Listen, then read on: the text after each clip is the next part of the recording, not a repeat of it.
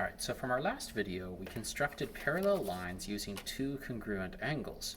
Now it turns out because parallel lines incorporate two congruent angles, namely these two, which are also called corresponding angles, we get a lot of angle relationships whenever two parallel lines are caught by another line that they have in common.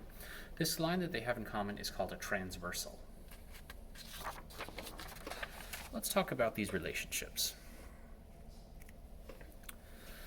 So the first relationship that we need to talk about are corresponding angles. Those are the angles that originally we used to prove the lines were parallel.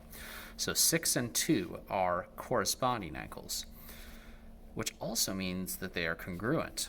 Now what's nifty is that all corresponding angles are congruent. Now you can tell angles are corresponding if one is interior, one is exterior, and they're on the same side of the transversal. Well, let's think about how many other situations that proves to be the case. Well, 5 is on the inside and 1 is on the outside, and they're on the same side of the transversal. Thus, 5 and 1 are also corresponding angles. This also means that 5 and 1 are congruent. Is this the case anywhere else? Well, 7 is outside, 3 is inside, and they're on the same side of the transversals, which means angle 7 and angle 3 are corresponding. And then finally, angles 8 and 4 are corresponding.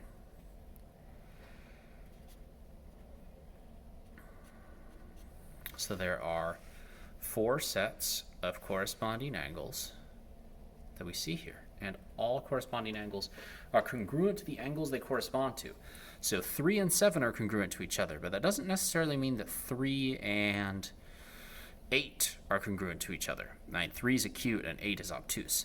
Yes, 8 is congruent to 4, but 8 might not be congruent to 3. They're not corresponding to each other. Alternate interior angles. Okay, alternate. What would that mean? Well, alternate means they're on alternate instead of the same side of the transversal. They're on alternate sides of the transversal. And then it says interior. Well, let's talk about that. Anything in this region is considered interior. So when I'm looking for angles that are alternate interior, they're on opposite sides of the transversal and they're inside. Okay, 5 and 6, not alternate interior because they're not opposite. 3 and 6, those are alternate interior. What's also nifty is that 3 and 6 are congruent. Alternate interior angles are congruent. What else are alternate interior? 5 and 4. And 5 and 4 are also congruent. Another set of angles that we need to talk about are alternate exterior angles.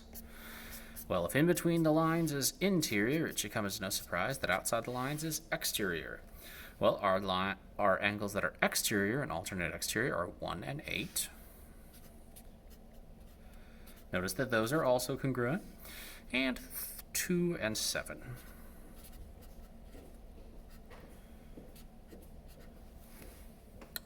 Okay, so notice all the relationships we've talked about so far, they've been congruent, but there's one pair of angles, the consecutive interior. Now, alternate interior is they're on alternate sides of the line.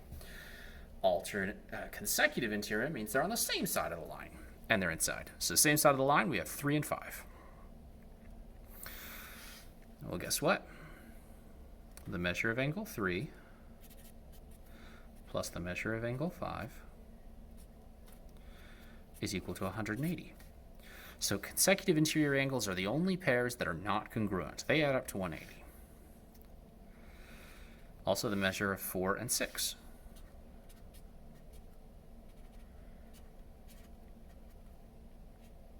Are supplementary, they add up to 180.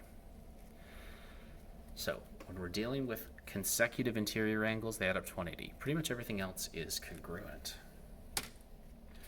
Let's do some examples.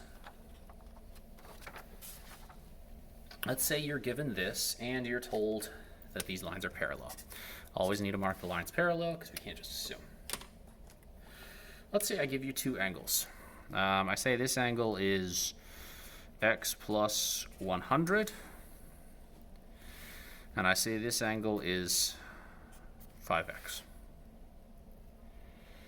Okay, Now, these two angles, well, one of them's on the inside, one of them's on the outside, and they're on the same side of the transversal, which means these are our corresponding angles.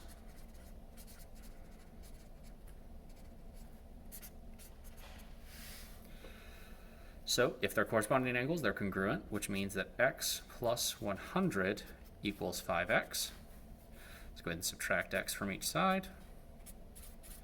100 equals 4x, divide by 4, x equals 25.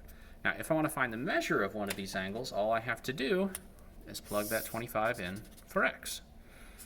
So we have 25 plus 100 gives us 125. Hooray! Now, the 125 looks about right. That's an obtuse angle.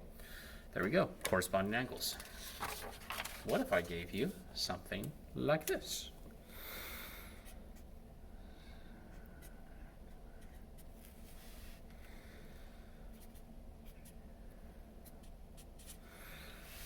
What kind of angles are these? Well, they're not corresponding because they're both inside. So there are two kinds of inside relationships.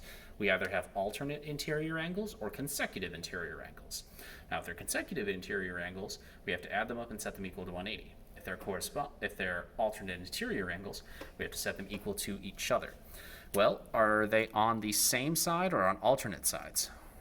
That's right, they're on alternate sides. So they're alternate interior angles.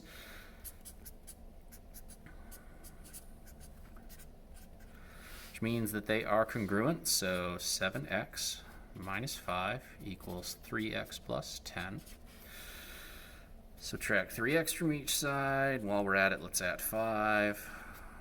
So we've got 4x equals 15, divide by 4 on each side.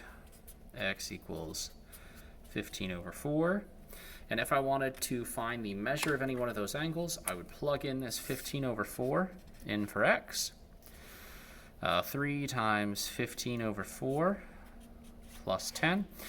4 times 45 fourths plus 40 fourths is 85 fourths. So that's that angle measure. And we're done with that guy. What if I gave you this final situation? 7x plus 32, 5x plus 5. Okay. Are these guys alternate interior angles again? No, because they're not on alternate sides of the line. These are consecutive interior angles, and we learned before that consecutive interior angles are two angles that will add up to equal 180. So we're going to add these two things up and set them equal to 180. 5x plus 5 plus 7x plus 32. All right, let's combine some like terms. 5x plus 7x is 12x. 5 plus 32 is 37. That's still equal to 180. Subtract 37 from each side. Oops, I don't know why I said 36 right there. 12x equals 143. Divide by 12. Divide by 12. Wouldn't it be nice if that was 144, because then it would actually divide. So there's our x value, 143 over 12. Now, if you wanted to find the measure of one of these angles, because they are different, you'd have to care about which angle you're looking for. I'm just going to do this bottom one as an example. So we're going to plug in that 143 over 12. And the measure of this angle is going to be 7 times 143 over 12 plus 32. 7 times 12 is 84. 84 plus 143 is 227 twelfths plus 32.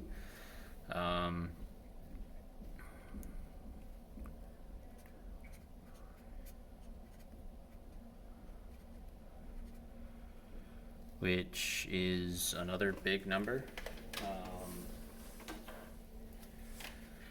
I can't do that one in my head.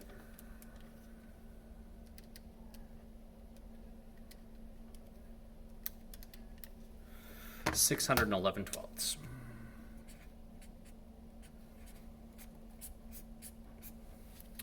And that's how we're going to use parallel and lines and transversals in order to solve problems.